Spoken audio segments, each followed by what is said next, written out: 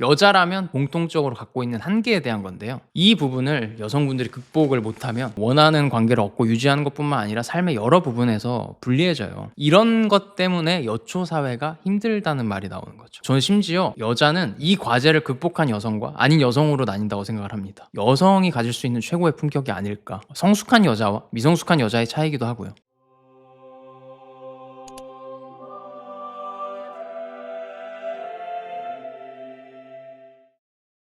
네, 안녕하세요. 다니엘님. 안녕하세요. 다니엘의 르네상스 다시 촬영하게 되었습니다. 이번에 찍었던 주제가 오르페우스의 사랑 이야기. 그쵸. 오르페우스 신화를 분석해서 남자는 어떻게 살아야 되는가, 관계를 어떻게 맺어야 되는가, 이런 부분에 대해서 좀 배워봤죠. 그래서 오늘의 르네상스 6화는 과연 어떤 주제로 하실지 기대가 됩니다.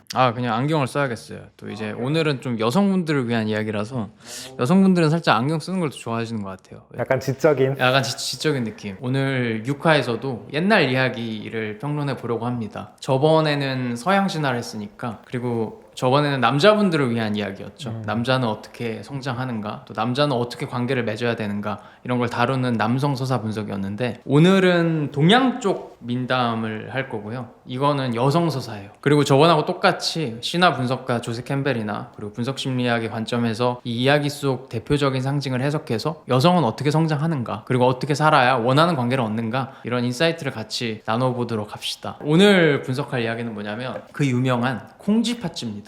콩쥐팥쥐. 네, 전래 동화로 많이 알고 있죠. PD님 네네. 기억하시나요? 저도 동화책 읽는 거 좋아해가지고. 그쵸, 동화책. 네. 근데 사실 동화는 제가 어른이 되고 보니까 이게 아이들을 위한 이야기가 아니라 아이 같은 어른들을 위한 이야기라고 보는 게 더 타당하지 않나 라는 생각이 들어요. 이거를 좀 간단하게 줄거리를 요약하자면, 많이 아시겠지만 옛날에 공쥐라는 마음씨 착한 소녀가 있었는데 어머니를 일찍 여의고 아버지와 단둘이 살고 있었습니다. 보통 영웅의 여정에서 남성 서사의 경우는 아버지가 없고요, 여성 서사는 어머니가 없습니다.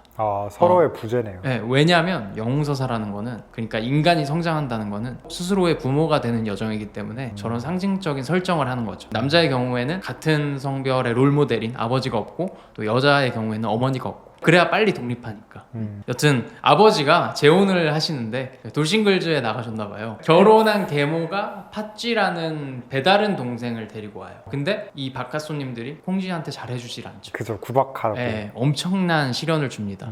계모가 일단 오자마자 콩쥐의 잠자리는 부엌바닥이 되었다. 모든 허드렛 일은 콩쥐가 하는 거죠. 그리고 콩쥐팥쥐 이야기에서 가장 중요한 거는 계모가 콩쥐에게 주는 과제예요. 왜냐면은 영웅이 되려면 시련과 과제가 있어야 되고, 그죠. 그걸 극복해야 되니까 첫 번째 과제는 나무 호미를 주면서 정말 말도 안 되는 크기의 밭을 메워오라고 합니다. 밭을 매라. 네. 그리고 두 번째 과제는, 이거는 굉장히 전형적인데 바닥이 깨져 있는 항아리에 물을 채우는 거고. 이거는 엄청 유명해서. 네. 그리고 세 번째 과제는 수천만 개의 벽시의 껍질을 닦아서 쌀 가마니에 넣어두는 거. 그리고 무엇보다 중요한 게 세 번째 과제를 맞춰야지 마을에서 하는 잔치에 참석을 할 수가 있어요.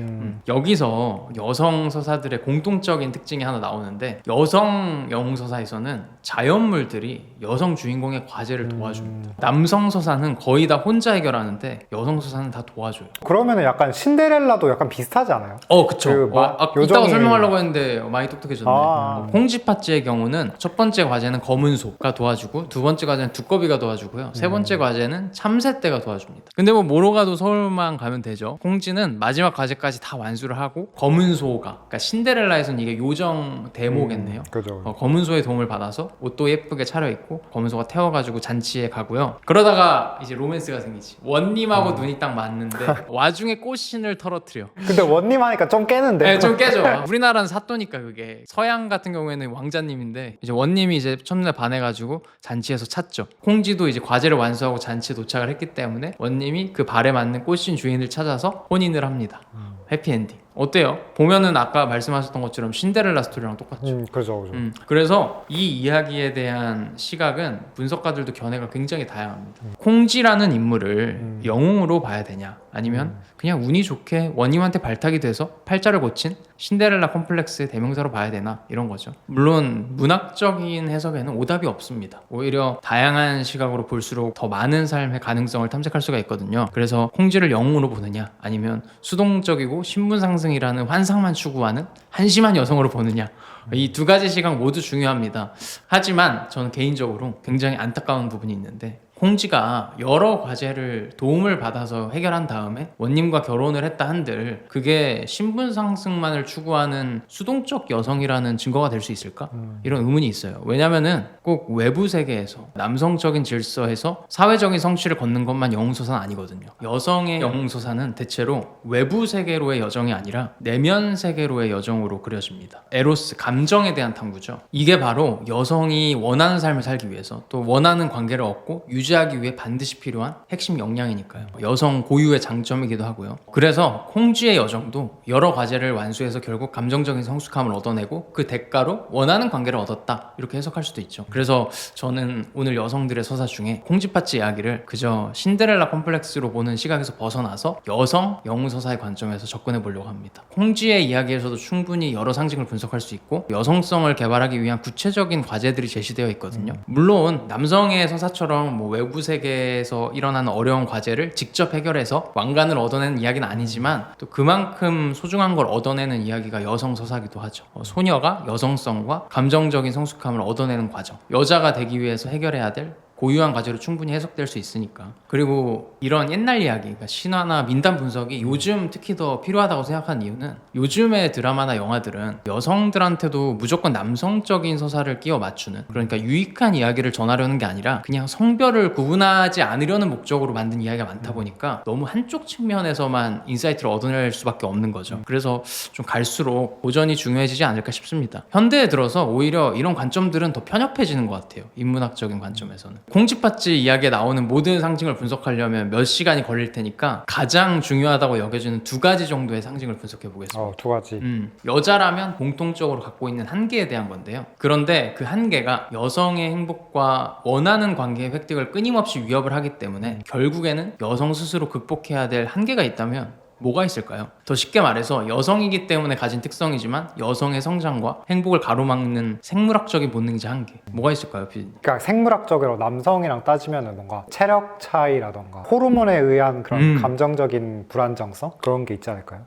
좋은 포인트였어요. 되게 관련이 있는데 이런 여성 고유의 한계점을 해결하지 못하면 여성의 삶을 죽을 때까지 괴롭히고 갉아먹을 수밖에 없다고 생각해요. 저는 심지어 여자는 이 과제를 극복한 여성과 아닌 여성으로 나뉜다고 생각을 합니다. 여성이 가질 수 있는 최고의 품격이 아닐까. 성숙한 여자와 미성숙한 여자의 차이기도 하고요. 이거에 대한 대답을 계모라는 상징과 콩쥐가 수행한 첫 번째 과제에서 나오는 검은소라는 상징물에서 찾아볼 수가 있습니다. 콩쥐팥쥐 이야기가 설정상 콩쥐에게는 어머니가 둘이에요. 그렇죠. 원래 착한 어머니가 있고 그리고 아버지가 데려온 계모. 계모라고 하면 사악함, 잔인함, 그리고 표독함, 냉혹함, 이런 걸 상징하죠. 반면에 돌아가신 찐어머니는 선함, 그리고 인자함, 따뜻함, 포근함을 지닌 이상적인 어머니입니다. 그리고 콩쥐는 그렇게 착했던 진짜 엄마를 늘 가슴에 품고 살죠. 근데 제가 위에서 뭐라 그랬어요? 여성 서사에서는 보통 어머니가 없다. 이거는 주인공의 독립심과 여정을 위해서 제거한 것이다. 근데 사실은 이런 전제가 잘못된 거예요. 이거를 우리가 없다고 가정하기 쉬운 이유는 계모는 어머니가 아니다, 사악한 엄마는 엄마가 아니다, 이렇게 생각하기 때문이거든요. 이게 핵심인데 이렇게 긍정적인 측면만을 가진 어머니만 어머니로 인정하고 자라다 보면 여성들의 내적 성장에 왜곡이 생긴다는 겁니다. 더 쉽게 말해서 어릴 때 엄마가 나한테 상처를 주면 이런 이야기를 하잖아. 엄마는 계모야. 진짜 우리 엄마 찾아갈 거야. 근데 이게 진짜 지극히 아이 같은 생각이거든요. 제가 굉장히 좋아하는 학자인데 20세기 이후에 등장한 교육적 사상들에 지대한 영향을 준 정신분석학자 도널드 위니콧이라는 사람이 있어요. 아이들은 엄마 젖을 먹을 때 젖을 주는 엄마는 착한 엄마라고 여기다가 결국 젖을 떼야 되잖아요. 그죠, 유치가 나는. 젖을 뗄 때 이제 수유를 안 해주면 그런 엄마는 나쁜 엄마예요. 그러니까 젖을 안 주는 나쁜 엄마는 내 엄마가 아니야. 이렇게 나한테 상처가 되는 상황을 견디기 위해서 실제 엄마한테서 나쁜 엄마를 아예 분리해낸다고 합니다. 그러니까 이상적인 엄마라는 이미지를 계속 쫓는 거지. 근데 아이들도 결국에는 젖을 떼잖아요. 좋은 엄마와 나쁜 엄마를 모두 인정하고 그 두 가지 모습을 다 갖고 있는 엄마가 엄마다. 그러니까 이상적인 엄마는 없다, 이런 현실을 받아들이면서 건강하게 성장을 하는 거라고 해요. 그러니까 엄마도 화가 너무 나면 자식한테 상처 주는 말도 하고 바쁘고 피곤하면 괜히 짜증도 내는 이런 평범한 사람이라는 거지. 그러니까 결론은 뭐예요? 좋고 나쁨, 그리고 나쁜 엄마와 좋은 엄마, 그리고 어떤 사람은 선이고 어떤 사람은 악이야.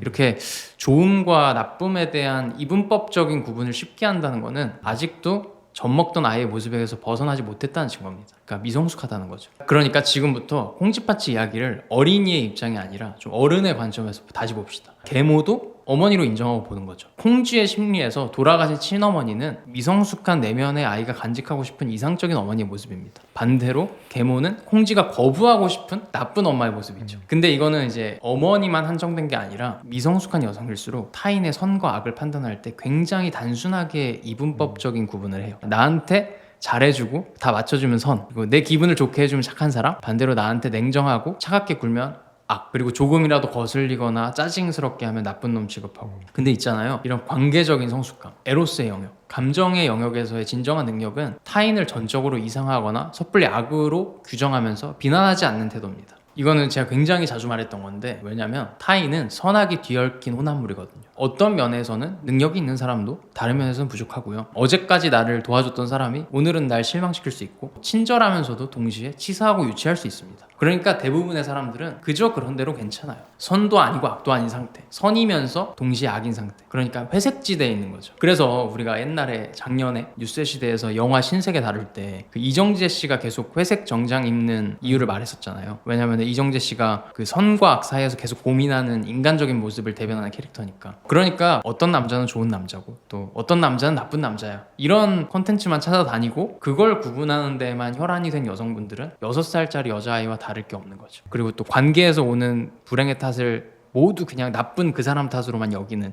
이런 행태도 마찬가지고요. 이렇게 살면 무엇보다 본인이 고통스러워요. 결국 세상의 99%가 나쁜 사람으로 느껴질 거 아니야. 얼마나 괴롭겠어요. 제가 이 이야기를 하는 이유는 여자분들이 이 부분에서 특히 약해요. 왜냐면 옥시토신의 동물이니까. 그래서 선과 악, 네 편 내 편 구분을 너무 감정적으로 하는 경향이 있습니다. 이런 것 때문에 여초 사회가 힘들다는 말이 나오는 거죠. 이런 성향이 사실은 육아에는 도움이 되는데, 육아는 보통 공동육아 형태로 했으니까 같이 이제 연대해서 네 편 내 편, 이게 중요하단 말이에요. 우리 편이면 잘해주고 남의 편은 안 돼, 이런 게 중요했는데, 현대의 사회생활 그리고 복잡해진 파트너 찾기에는 도움이 안 되죠. 보통 이런 말 하잖아요. 커뮤니티도 남초에 비해 여초 커뮤니티가 유독 자정이 잘 안 되거든요. 그게 다 연대 문화가 있어서 그래요. 연대 문화가 있으면 내 편이면 흠이 있어도 무조건 수용하는 거, 그리고 내 편이 아니면 아무리 바른 사람이라도 흠을 잡고 배척한다, 이런 원칙이 생기거든. 근데 이게 굉장히 미성숙한 여성성인 거죠. 그리고 여성들이 스스로한테 또 타인한테 가장 폭력적인 일을 저지를 수 있는 이유기도 해요. 예를 들어서 진화심리학자 장대익 교수가 공감의 반경이라는 책에서 공감 능력을 2가지로 분류해서 정의를 하거든요. 정서적 공감하고 인지적 공감을 나누는데, 정서적 공감은 흔하게 우리가 말하는 감정의 이입입니다. 뭐 내가 슬플 때 상대도 슬퍼해줬으면 하고, 또 상대의 고통을 내 고통처럼 느끼고 서로 그냥 완전 동일시하는 거죠. 근데 정서적 공감은 사실 능력이 아니에요.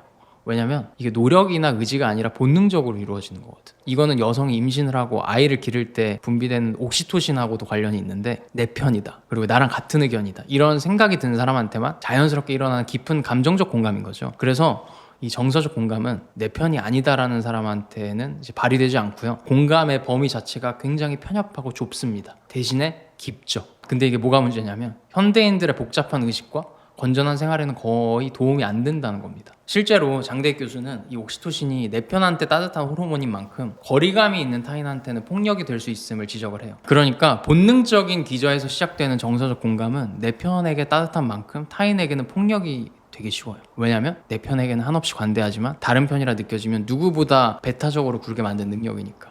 나에게 좋은 기분을 주거나 도움이 되면 선, 그렇지 않으면 악으로 규정을 하는 거죠. 이 부분을 여성분들이 극복을 못하면 원하는 관계를 얻고 유지하는 것뿐만 아니라 삶의 여러 부분에서 불리해져요.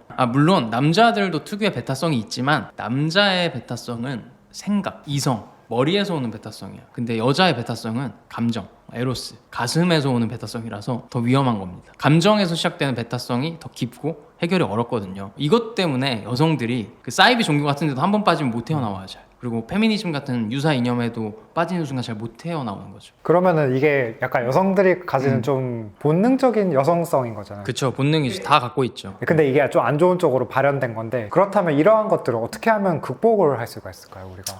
뭐 조금 쉽게 말하자면 이런 공주의 유아기적인 모습, 그러니까 이상적인 친엄마와 나쁜 계모, 그리고 선한 사람과 악한 사람을 너무 단순한 기준으로 분리하는 이런 미성숙한 태도를 지양해야겠죠. 성숙한 태도로 바꿔야 되는데, 그 비밀은 계모가 콩쥐한테 내준 첫 번째 과제에 있습니다. 첫 번째 과제가 뭐였죠? 호미로 밭메라. 그쵸. 나무로 된 작은 호미를 주면서 집에서 가장 먼 곳에 있는 돌로 다 뒤덮인 굉장히 넓은 황무지 밭을 메꾸라고 해요. 근데 이게 도저히 할 수가 없죠.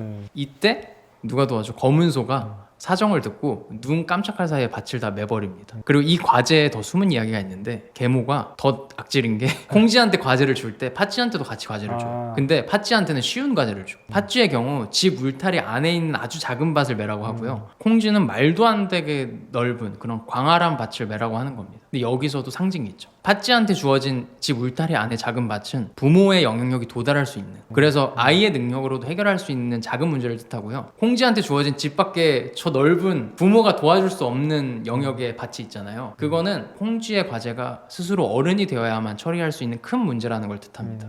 그래서 콩쥐한테 주어진 과제의 밭이 유독 광활한 이유는 집 안이 아니라 외부 세계의 어려운 일을 해결하려면 세상을 바라보는 시각이 굉장히 넓고 포용적이어야 됨을 뜻해요. 어른들의 세계에서 문제는 나 좀 막 공감해 달라 막 이렇게 투정 부린다고 해결되는 게 아니라는 거지. 그건 어른의 방식이 아니에요. 그럴수록 우리가 가진 문제는 더 미궁속으로 빠집니다. 이때 여성들한테 필요한 자세는 지금 가졌던 것보다 더 넓은 시야, 그리고 더 속 깊은 능력이에요. 넓은 시야, 속 깊은 능력으로 대변될 수 있는 차가운 공감 능력의 속성이 뭐냐면 바로 인지적 공감인데요. 아까 위에서 두 가지 속성이 있다 그랬죠. 이 인지적 공감은 상대를 머리로 차갑게 공감하는 능력을 말해요. 이 능력은 본능적인 심리 기저가 아니라서 의식적으로 노력을 해야만 기를 수가 있습니다. 다른 편, 그리고 나와 다른 의견을 가진 사람이어도, 그리고 뭐 내가 생각한 이상적인 사람이 아니라도 그 사람 입장에서 생각해보는 능력이니까요. 인지적 공감은 가슴이 아닌 머리로 하는 공감이기 때문에 에너지가 굉장히 많이 들지만 또 노력 여하에 따라서 아주 폭넓은 반경으로 다양한 사람을 공감해 줄 수 있겠죠. 장대익 교수는 이 개인의 인지적 공감 능력의 향상이 현대사회의 이념적인 갈등과 또 사회적 폭력을 줄이는 데 핵심 과제라고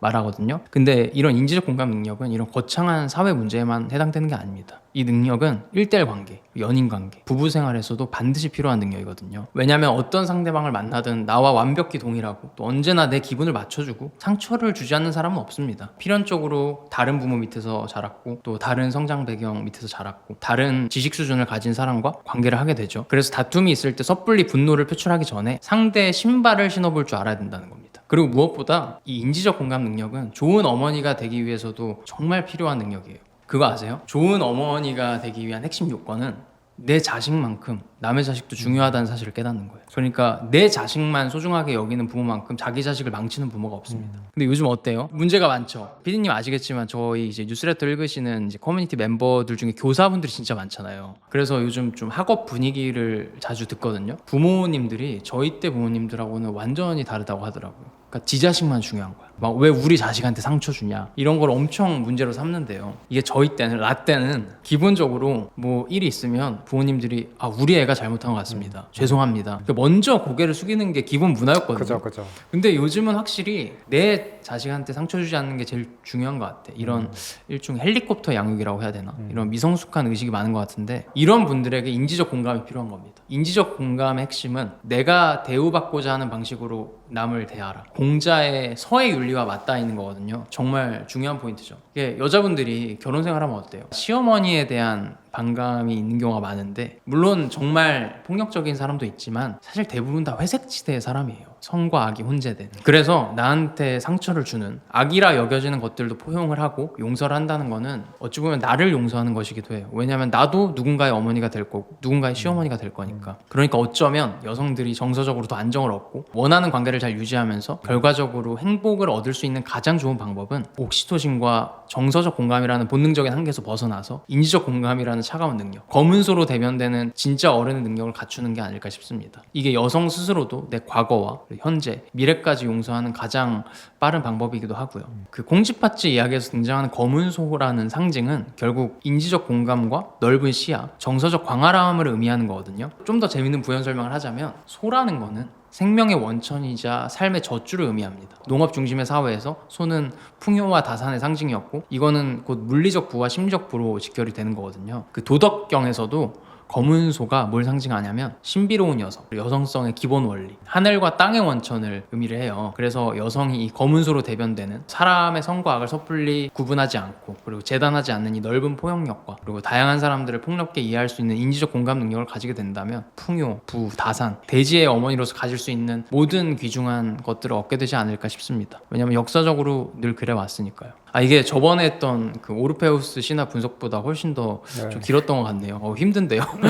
이거 말고도 여성 서사는 할 게 참 많은데 그 유튜브는 각 회차 분량도 있고 6개월치 일정이 대충 다 정해져 있다 보니까 여기까지 하고 이런 신화적 상징에 대한 분석을 또 공부해보고 싶으신 분들은 저번에도 말했지만 그 선녀와 나무꾼 이야기를 이거보다 더 자세하고 재밌게 분석한 영상이 있어요. 나무꾼 입장에서 남자를 위한 분석, 그리고 선녀 입장에서 여자를 위한 분석, 이걸 다 나눠서 자세히 한 영상이 있거든요. 특히 여성 쪽은 여자의 삶에서 진정한 자유는 무엇인가 이런 주제도 다루고 여러 가지 주제를 다뤘는데 이거 고정 댓글에 해놓을 테니까 더 넓고 깊이 있는 이해에 관심이 있으신 분들은 보시면 좋을 것 같고요. 오늘은 여기까지. 다니엘 르네상스 5화 6화에 걸쳐서 오르페스 신화로에서 남성성과 그리고 콩쥐팥쥐 이야기로서 여성성에 대해서 민담, 다뤄봤는데요. 옛날 이야기를 네. 좀 했죠. 옛날 이야기 평론이라고 할까요? 동서양을 이렇게 아우러서 얘기해 주니까 참 이해가 잘 되는 것 같습니다. 오늘 유독 힘드네요. 길다 보니까 굉장히 힘들었는데 그래도 유익하셨으면 좋겠습니다. 네, 이상 다니엘 르네상스 6화 마무리하도록 하겠습니다. 예, 수고하셨습니다. 네, 고생하셨습니다.